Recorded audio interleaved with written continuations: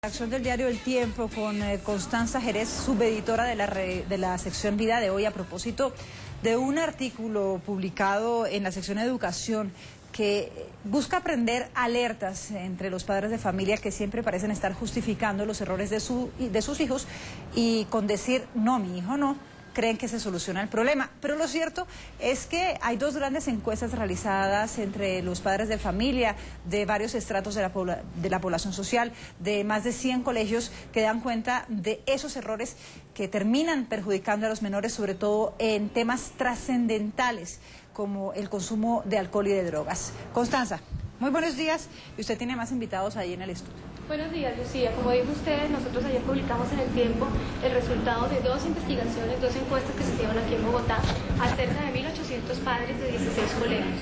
La mayoría fueron de estratos altos y el 40% de estratos bajos. Precisamente estoy acompañada por las dos personas que tuvieron que ver con estas encuestas. Una de ellas es Carolina Pilleros, que es la directora de Red Papás, una organización que agrupa a 59 colegios de Cúcuta, Barranquilla y Bogotá. Y estoy con Augusto Pérez, que fue la persona que diseñó la encuesta y que hizo un análisis de la encuesta. Precisamente la idea es ahondar un poco más sobre algunos de los puntos que no pudimos hacer en el informe, porque es bastante interesante para los padres de familia. Augusto, de pronto si nos puede dar como algunas de las conclusiones principales sobre esa encuesta. Sí, claro. Yo creo que la primera conclusión es que los padres parecen tener una información menos clara y menos precisa de lo que sería deseable con respecto a las normas y las leyes en Colombia. La segunda es que no siempre los padres tienden a ser muy consistentes, es decir, una cosa es lo que dicen y otra cosa es lo que hacen. Por ejemplo, dicen que un porcentaje bastante alto asegura que no está de acuerdo en que sus hijos menores de edad consuman alcohol o cigarrillo en ninguna circunstancia, pero al mismo tiempo, en otra parte de la encuesta, dicen que si ellos, los padres, están presentes, estarían dispuestos a aceptar que sus hijos consuman alcohol. Esa es una de las encuestas. La otra encuesta, lo que muestra de una manera muy clara es que los padres consideran que sus hijos son mejores personas que los otros adolescentes, en el sentido de que consumen menos alcohol, menos cigarrillo, tienen relaciones sexuales a edades más tardías, no consumen sustancias ilegales, que los amigos de sus hijos son un poquito más dados a estas conductas inadecuadas, y consideran que esas conductas son mucho más frecuentes en los otros adolescentes, los que están lejos de ellos. Estas ideas no son reales. La verdad es que lo que muestran los estudios es que la mayoría de los adolescentes se comportan como los padres creen que se comportan los amigos de sus hijos, o sea, en el punto intermedio. Yo diría que esas son las conclusiones más importantes y más sobresalientes, aun cuando hay otras de las que podemos hablar posteriormente. Sí, como decía Lucía, es como la conclusión es mi hijo no. O sea, todo lo que sucede, las cosas malas las hacen los otros muchachos, pero los hijos de uno no. Yo quisiera que Carolina nos contara por qué llegaron a esas dos encuestas. ¿Qué fue lo que pasó, Carolina, para llegar ahí? Bueno, primero lo que sucedió fue que los colegios afiliados a Red Papás, los mismos rectores nos comentaban muy preocupados por lo que ellos estaban viendo, el consumo de alcohol por los niños, por las niñas y los adolescentes.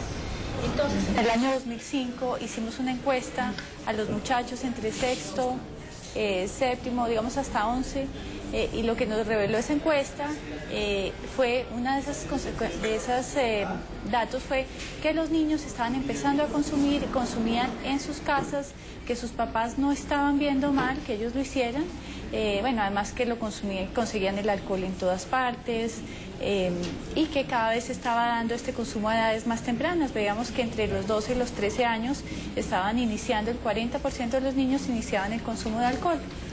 Entonces eso nos llevó a decir, bueno, preguntémosle a los papás qué están pensando ellos, y nos fuimos a hacer estas dos encuestas.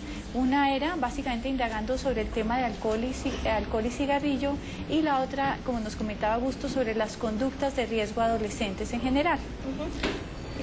Hay una cosa que yo quisiera como hacer énfasis en lo que mencionó ahorita Carolina, y es que los grados sexto y séptimo eran como los identificados con mayor riesgo, ¿verdad, Carolina? En esas dos encuestas, en esa encuesta, perdón, estudiantes. Pues digamos, no con mayor riesgo, sino la preocupación es que estuvieran ya un gran porcentaje de niños en estos años consumiendo alcohol.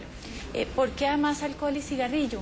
Porque esas son las primeras conductas de riesgo de los adolescentes. Entonces tenemos que estar pensando todos, papás, mamás, colegios, en que estas conductas de riesgo se deben atrasar, porque si atrasamos el consumo de alcohol y el consumo de cigarrillo, seguramente el resto de conductas de riesgo adolescentes también se van a retardar. Entonces por eso era muy preocupante que niños de sexto y séptimo estuvieran consumiendo alcohol ya de manera periódica, y que los papás no tengamos como esa, no sabemos, digamos, por qué la ley, qué dice la ley, qué dice la salud, o sea, por qué es diferente que yo consuma alcohol a que mi hijo de 12 o 13 años consuma alcohol. Precisamente sobre este tema le consultamos a la gente y tenemos una nota sobre esto. ¿Qué estaría dispuesta a hacer para evitar que sus hijos menores se vean involucrados en problemas de alcohol? Primero, brindar mucha confianza. Segundo, mirar el entorno donde se están moviendo, sus amistades, los sitios que visitan. Pues sencillamente buscaría ayuda profesional y también por parte de la familia. Pues yo creo que el diálogo, la confianza y sobre todo mucho amor, disciplina. Primero que todo, una voz interna de alarma porque algo está pasando y no puedo permitir que eso siga porque sería catastrófico. Pues estar siempre en compañía de ellos, siendo amiga, compartiendo todas sus cosas y más que todo siempre ese acompañamiento en toda la evolución de su edad, ¿no? Escuchar las inquietudes que ellos tengan acerca de este problema, ¿no? Hacerles ver el pro y las contras del alcohol, que a propósito pro no tiene, ¿no? Contra sí, entonces que aprendan a manejar esa parte. Precisamente como mostró las dos encuestas, los padres de familia no conocen muy bien la parte legal sobre este tema, entonces yo quisiera que Augusto Pérez nos ayudara como a explicar algunas de las cosas más importantes. Sí, yo pienso, por ejemplo, que es importante que los padres sepan que entre las 12 de la noche y las 5 de la mañana, ningún menor de 16 años puede estar solo en la calle.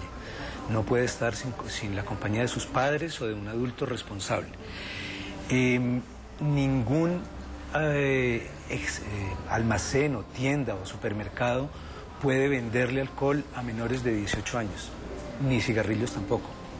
Eso va contra la ley. No se puede consumir sustancias estupefacientes o sustancias que produzcan dependencia en presencia de menores de edad. Eso es considerado como una infracción grave. No se puede suministrar u ofrecer a menores tabaco o sus derivados ni bebidas embriagantes, y esto está en el Código de Policía. Pienso que este tipo de cosas es muy importante que los padres lo sepan, al igual que es muy importante que sepan que el hecho de que existan estas leyes no es gratuito, es porque la ley se basa sobre el hecho de que el consumo de alcohol en menores produce daños en el cerebro. Señor. Constanza, buenos días. Una pregunta para los investigadores, para la doctora Piñeros y para el doctor Pérez. Los diagnósticos están hechos pues hace tiempo y las normas también. Esta es otra encuesta que dice que el consumo de drogas de manera temprana y naturalmente que se inicia en los colegios puede ser un elemento que va a condicionar el consumo posteriormente. Hay varias encuestas que están haciendo que definitivamente ratifican esto, incluida la de ustedes. ¿Qué hacer al respecto? Si las normas están hechas y los diagnósticos están hechos, doctor. Bueno, pues la realidad es que en Colombia lo que necesitamos no es más leyes ni más normas porque ya hay suficientes. Lo que hay que hacer es hacer que se cumplan. Y esto requiere la intervención de diferentes entes como la policía por una parte, pero sobre todo los padres de familia y los maestros. Si estas dos entidades, si estos dos cuerpos que son elementos fundamentales de la sociedad aceptan que es importante hacer cumplir la ley y hacer cumplir las normas porque hay razones de peso para ello, podemos empezar realmente a tener conductas mucho más coherentes. Precisamente Red Papás tiene un trabajo sobre este tema que Carolina nos puede contar. Sí, yo creo que básicamente la invitación desde Red Papás es que tomemos ese problema como propio y lo grave de que viéramos de que pronto mi hijo no es, la pregunta de ser hoy, de pronto mi hijo sí. o no de pronto, sino no, mi hijo sí. Entonces, la invitación, como nos decía alguien que participó ahora, es conozcamos a su hijo, conozcamos a su entorno, hablemos con ellos, informémonos y divulguemos. En estos temas de prevención hay que llegar primero, no esperemos a que nuestro hijo ya esté problemado, que esté consumiendo alcohol, sino no, lleguemos primero, hablemos con claridad.